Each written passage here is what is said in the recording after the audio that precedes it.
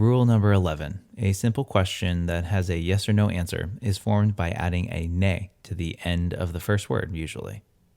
We call this ne a particle, an interrogative particle to be exact. A particle is a word, or syllable in this case, that serves a grammatical function and thus isn't really easily translatable. And ne is enclitic because we put it at the end of a word. So to turn the short sentence est mendax, he is a liar, into a yes or no question, we just add ne to the end of est. Est ne mendax? Is he a liar?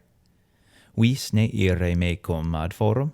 Do you want to go with me to the forum? Simple and easy. Okay, I lied just a little bit in this rule. The ne is added to the end of the emphatic word, which most often is the first word of the sentence in classical Latin.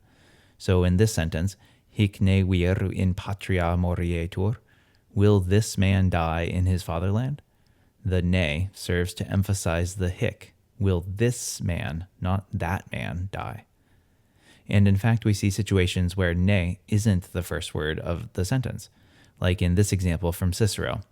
Is tibi mortem ne videtur aut dolorem timere? Does he seem to you to fear death or pain?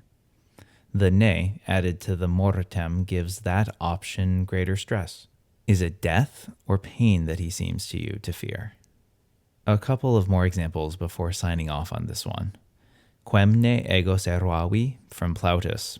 We have just a relative clause with emphasis on the quem. We can translate this, did you mean the one whom I saved? Or here, where the ne is attached to another question word, roga illam, quanta ne? Ask her, how big?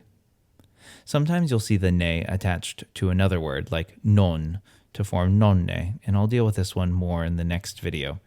There's also utrumne, which means whether, or anne, meaning or, both of which are commonly used in indirect questions.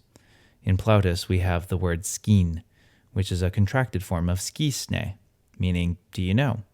Or because of the contraction, it's more like, you know? So, rule number 11.